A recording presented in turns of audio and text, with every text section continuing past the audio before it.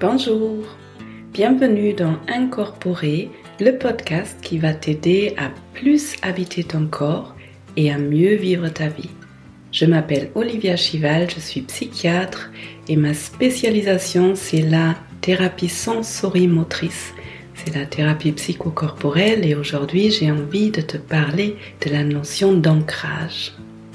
J'espère que tu vas bien en ce début de printemps et que tu peux vraiment savourer les jours qui s'allongent, le soleil qui sort, les températures qui augmentent doucement et les fleurs qui commencent à fleurir de partout, que tu sois en bonne santé et que tu sois pas trop embêté par les allergies que moi je sens là en ce moment. La semaine dernière, on a fini le dernier module de ma sécurité intérieure, de mon cours en ligne, qui s'est super bien passé. Et il y a une des participantes qui, au cours de ces semaines, m'a posé la question « Qu'est-ce que c'est l'ancrage ?» Et j'ai bien aimé cette question, parce que l'ancrage, je trouve que c'est une notion tellement importante. Et du coup, je me suis dit que ça pourrait être intéressant de réfléchir un peu pour faire un épisode podcast sur ce que c'est pour moi de s'ancrer. Et avant que je commence à vous raconter des choses, qu'est-ce qui se passe en vous quand vous entendez ce mot ? S'ancrer. Peut-être il y a des images qui viennent.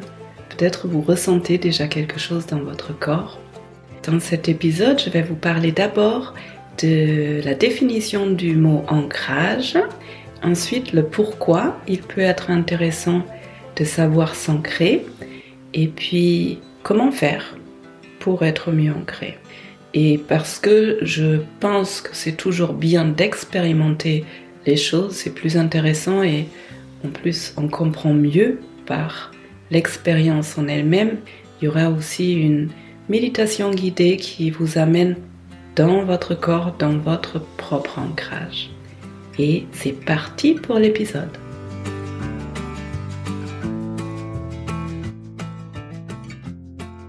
On va commencer par le mot ancrage. Ça vient du mot ancre. Il y a peut-être déjà une image qui vient d'un joli ancre. C'est cette partie sur le bateau qu'on jette pour justement se relier à la terre en dessous de la mer pour éviter que le bateau dévie, pour faire en sorte que le bateau reste là où on a décidé qu'il soit.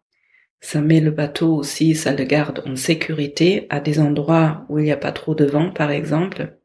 Et j'aime bien, presque je préfère le mot que d'autres pays, d'autres langues utilisent pour le mot ancrage. En anglais, par exemple, c'est le mot grounding. En allemand, ce serait sich erden. Et là, vous avez vraiment la notion de sol, de terre. Grounding, c'est se relier au sol. Sich erden, ça parle de la terre, donc c'est vraiment se relier à la terre. Quand vous pensez à la terre, vous avez, pour moi, rien que de penser à la terre, il y a l'image de la terre qui vient. Si vous n'êtes pas visuel, peut-être il y a une ambiance, une sensation qui vient. C'est la matière. Rien que en se reliant visuellement, par exemple, à la terre, il y a déjà quelque chose souvent qui se pose à l'intérieur. Peut-être des muscles qui relâchent. Donc la terre, ça nous amène dans la stabilité, dans le ici et maintenant. Ça parle aussi d'une sorte de fondation. Quand vous vous imaginez des grandes montagnes, quand vous avez une fondation stable, ça peut pousser haut et ça reste stable. Pareil pour les arbres. Vous savez, les grands arbres qui sont extrêmement vieux, ils ont un très bon lien avec la terre. Il y a les racines qui rentrent loin dans la terre. Et pour les maisons, c'est pareil. Quand vous bâtissez une maison, il est vraiment important d'avoir un fond, une base de stabilité pour pouvoir bâtir haut, pour que ça puisse tenir. Du coup, toutes les activités en lien avec la terre, par exemple jardiner, sont déjà ancrantes. Ça vous met en contact avec ce qui est réel dans l'ici maintenant et ça vous relie au sol. Et dans le yoga, par exemple, on peut s'ancrer à travers le centre d'énergie du bas. Donc s'ancrer, c'est toujours vers le bas.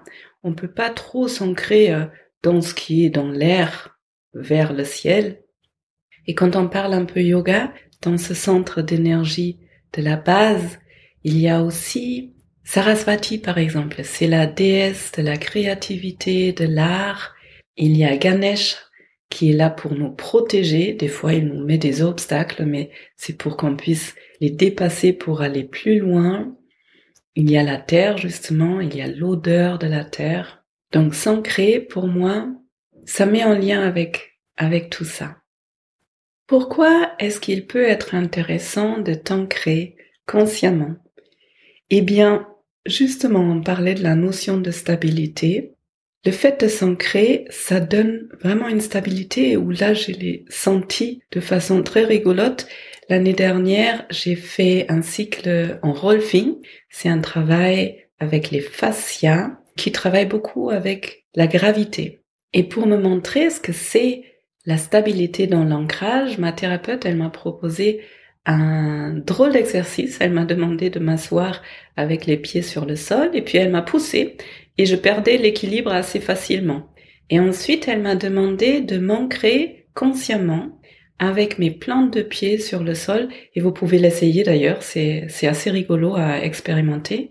Vous vous asseyez, vous posez les pieds vraiment sur le sol, on va le faire tout à l'heure aussi en méditation.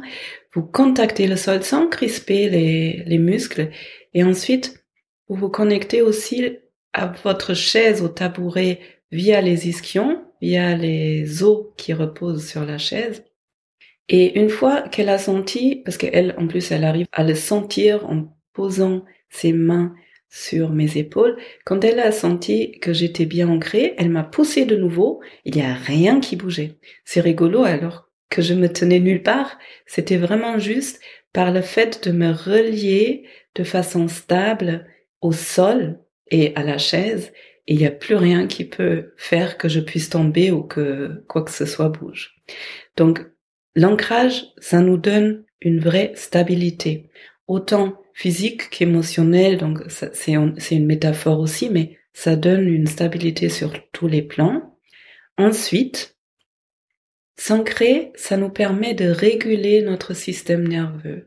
Quand je suis trop excitée, quand je suis angoissée, ou même quand je suis trop basse, quand je suis trop molle, m'ancrer peut me permettre de réguler et de revenir quelque part au milieu où je suis dans une zone de confort.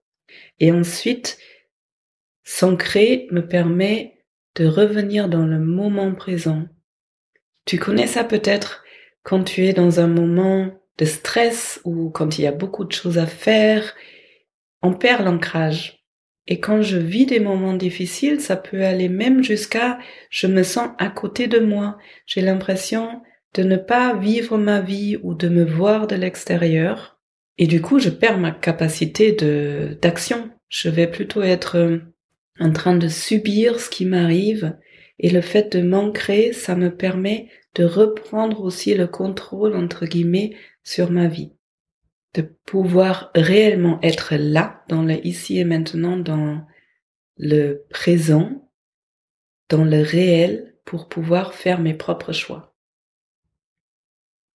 Comment on fait alors pour s'ancrer maintenant, après en avoir parlé autant? Ce qui aide vraiment pour s'ancrer, c'est notre corps. Tada! Surprise! On peut s'ancrer avec les différentes parties de nos corps. Par exemple, on peut s'ancrer avec tout ce qui touche le sol. On parlait de la stabilité du sol, de la terre, donc tout ce qui touche le sol en général, c'est les pieds. Et quand on est assis, c'est aussi, j'en parlais tout à l'heure, les ischions. Ce sont les os qui sont en contact avec la chaise quand vous vous asseyez. Vous pouvez même essayer de porter votre poing un peu de droite à gauche pour les sentir. Et premièrement, les pieds sont vraiment très loin de la tête, donc ça nous permet vraiment d'aller loin de nos pensées. Et deuxièmement, il y a ce contact avec la base, Et on peut aussi utiliser tout ce qui est entre les pieds et les ischions, les jambes, pour physiquement retrouver une base et apprendre que cette base peut être flexible. Vous voyez, si vous vous mettez debout et vous jouez un peu avec le contact avec le sol, vous jouez un peu à plier les genoux, les hanches, les chevilles, vous portez votre poids à droite et à gauche, vous commencez à vous mettre en contact avec votre propre force dans vos jambes et ça peut donner une vraie sensation de sécurité, de je peux courir si j'ai besoin, j'ai de la force dans mes jambes et je suis vraiment relié au sol. À vrai dire, on peut s'ancrer avec n'importe quelle partie de notre corps si on la met en contact avec une surface. Par exemple, vous pouvez vous poser sur le ventre, sur le sol ou sur un matelas, et ça peut être très enveloppant, très agréable, très apaisant de s'ancrer via le ventre. Juste vous allonger sur le ventre quelque part et sentir le contact entre le ventre et le sol. Après, une partie de notre corps qui est très intéressante pour s'ancrer, c'est notre dos. Alors vous pouvez observer, ça peut être un jeu rigolo, observer les personnes autour de vous et on arrive à voir dans la posture comment les personnes fonctionnent. J'arrive aussi à m'observer moi bien évidemment et tirer des conclusions à partir de ma propre posture et vous allez voir qu'il y a des personnes qui sont extrêmement détendues et ou peut-être des grands méditants quand vous regardez les bouddhistes quand ils sont en train de méditer, quand vous regardez la posture, ils sont plutôt un peu vers l'arrière, comme si l'arrière du corps, le dos existait vraiment. Et quand vous regardez des personnes qui ont toujours plein de trucs à faire, qui sont toujours en train de courir, stressés, souvent dans la posture, on peut voir qu'ils sont vers l'avant. Ils sont beaucoup dans l'action. Dans notre société, ça concerne beaucoup de personnes. Si on veut lâcher ce mode d'action, de toujours être dans l'action, ça peut être intéressant de travailler avec notre dos. Par exemple, de poser le dos contre un mur ou quand on s'assoit sur une chaise, sur un canapé, de vraiment prendre conscience du contact entre le dos et le dossier de la chaise, par exemple, ou entre le dos et des coussins derrière le dos, agrandir cette conscience qu'on a un dos. Et si tu as envie de l'expérimenter, tu vas très probablement vite te rendre compte que dès que tu poses le dos contre une surface, il y a quelque chose qui relâche dans le corps. Les muscles relâchent, souvent les épaules tombent, la respiration peut prendre plus d'espace. Donc ça c'est super intéressant et les bouddhistes Tara Brach par exemple parlent souvent d'un strong back et soft front, d'un plan arrière qui est plein de force et d'un plan devant qui est souple. Et ce qui amène à ce strong back, à ce dos qui est fort, c'est l'ancrage. Donc carrément physiquement, j'ancre mon dos contre un mur par exemple, mais même si je m'ancre à travers mes pieds en contact avec la terre, il y a toute une sensation, un sentiment d'appartenance auquel je peux me relier. Il y a un sentiment de sécurité. Il y a je peux être en contact avec ma propre force et du coup, je peux me sentir en sécurité. Et si je ressens toute cette appartenance, cette sécurité dans mes pieds et dans l'arrière de mon corps, ça me permet justement d'être ouvert vers le monde, d'être dans ma vulnérabilité et d'être plus bienveillante, si vous voulez, plus souple dans les liens avec les autres, avec moins de peur, avec plus de sécurité, de stabilité. Et ensuite, il y a tous nos sens pour nous ancrer. Les sens sont super pour nous ramener dans le moment présent. Dans les sens, on a l'odorat, on a le goût, la saveur, on a la vision, on a le toucher et on a l'ouïe. Bon, après, il y a encore d'autres sens comme la proprioception, par exemple, et des mouvements à l'intérieur du corps. Et ça aussi, vous pouvez l'essayer assez facilement. Prenez un instant pour écouter les sons qui vous entourent dans la pièce, ma voix, peut-être les silences entre ces sons, et vous allez vous rendre compte que, hop, il y a quelque chose qui a déjà changé à l'intérieur de vous. Ça amène tout de suite dans le moment présent. Et tout à l'heure, je parlais de la régulation du système nerveux. En fait, souvent, on a tendance à être dans une sorte de mode d'urgence, de survie, dans le fight, flight, freeze. Et le fait de m'amener dans le moment présent, le fait de m'ancrer aussi, bien évidemment, mais le fait de me ramener dans le moment présent me ramène dans une sorte de sécurité. J'ai lu une jolie phrase, là, il y a quelques semaines, qui disait « Celui qui est dépressif vit dans le passé, celui qui est angoissé vit dans le futur, et celui qui est heureux vit dans le moment présent. » Et c'est vraiment ça. Quand je suis réellement dans le moment présent, ça va.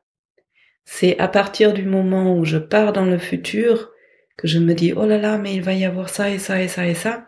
Là, je commence à être insécure, à être dans l'angoisse. Et quand je vais dans le passé, dans les regrets, etc., je vais pas me sentir bien non plus.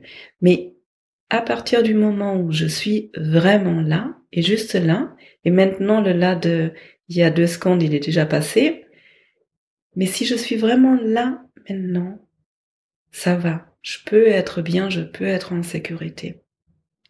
Donc nos sens sont aussi des super outils pour nous amener dans le ici et maintenant, dans la matière, dans le réel et dans la sécurité. Et comme je vous ai promis, comme c'est si bon d'expérimenter des choses réellement, on va continuer avec une méditation pour que vous puissiez vraiment expérimenter, s'ancrer. Pour cette expérience, si tu as envie, tu peux prendre une position assise, soit sur le sol, et ce serait bien d'avoir quelque chose dans le dos, un mur dans le dos, ou si tu es sur une chaise, prends une chaise avec un dossier. Et on va commencer par les pieds. Prendre conscience des pieds. Pour prendre conscience, ça peut aider d'aller chercher des sensations fines, par exemple la température.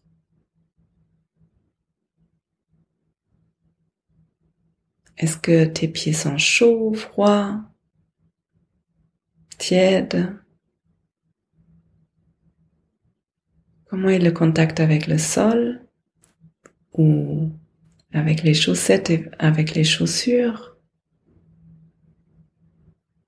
Est-ce que tu peux contacter le sol un peu plus avec tes pieds, peut-être en appuyant les différentes parties des pieds?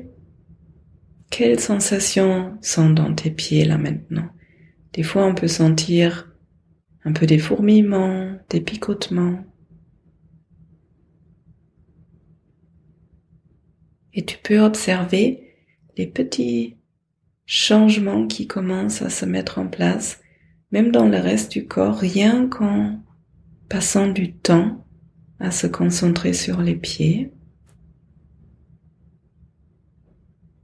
Puis ensuite, on va prendre conscience de notre assise sur la chaise. Est-ce que tu te sens lourd, lourde sur la chaise? Est-ce que ça flotte? Peut-être même avec chaque expiration devenir un peu plus lourd. Avec chaque expiration, permettre au corps de relâcher des tensions, ce qui nous permet à être plus en contact avec la chaise, avec le sol.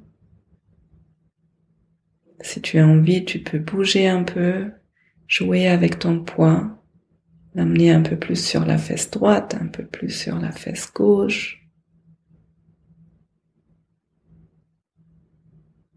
Et tout en relâchant le ventre, les épaules. Quand tu es vraiment en contact avec le sol, quand tu es vraiment en contact avec la chaise, tu vas peut-être sentir un mouvement plus vers le haut du corps. Quelque chose comme tu es en train de t'agrandir tout doucement, sans faire quoi que ce soit, juste en t'ancrant vers le bas. Peut-être il y a quelque chose qui relâche, qui s'ouvre. Et ensuite, tu peux prendre conscience de ton dos contre le mur, contre le dossier.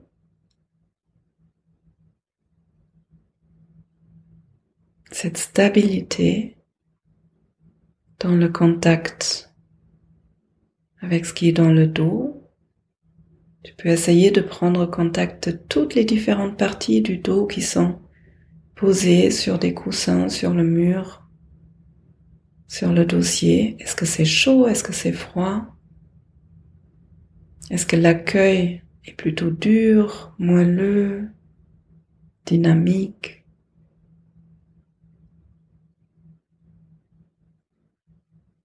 Qu'est-ce qui se passe au fur et à mesure de cet exercice, de cette façon de s'ancrer? Qu'est-ce qui se passe avec la respiration? Souvent, le fait de s'ancrer, ça permet à la respiration de se libérer, de s'approfondir. Quels muscles ont commencé déjà à se relâcher? Est-ce que ça commence plutôt au niveau des épaules, au niveau du ventre, peut-être même au niveau des jambes ou au niveau des mains, du visage?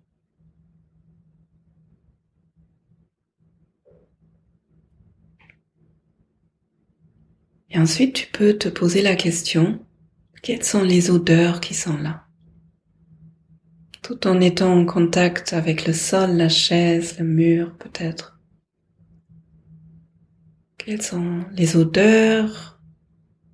Quelle est la saveur de ce moment présent?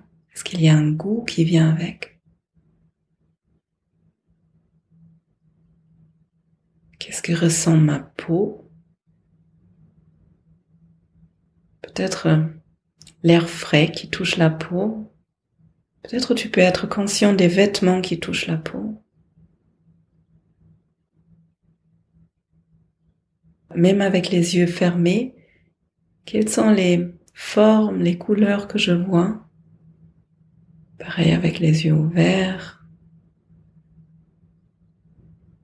Et puis, l'ouïe, quels sons sont présents là? Il y a ma voix. Il y a le silence entre mes mots. Et il y a probablement d'autres sons dans la pièce dans laquelle tu es.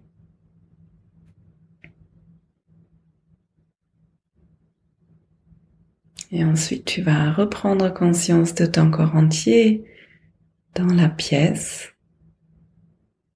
Juste prendre note de comment tu te sens maintenant par rapport à avant cette expérience d'ancrage. Qu'est-ce qui a changé? Et ensuite, tu peux terminer cette expérience tranquillement à ton rythme.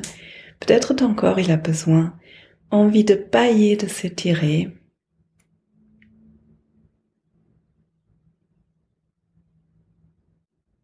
Et si tu as envie, tu peux amener cette présence, cette stabilité, cet ancrage dans la suite de la journée.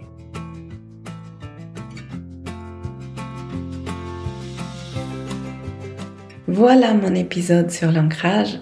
J'espère que tu te sens plus présent, plus présente dans l'instant, dans ta vie, dans ton corps, plus en contact avec le sol, avec les choses concrètes et en même temps plus dans la stabilité, dans la sécurité, dans la détente.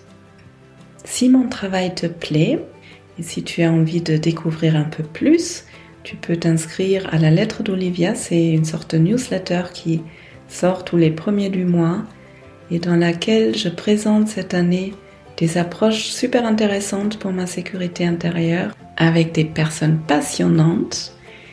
Et si tu connais des personnes pour lesquelles cet épisode peut être intéressant, je serais très reconnaissante si tu pouvais partager ce podcast Et si tu as envie, si tu veux soutenir mon travail, tu peux aussi me laisser un avis ou 5 étoiles ou un pouce vers le haut sur YouTube. Ça permet à plus de personnes de le trouver.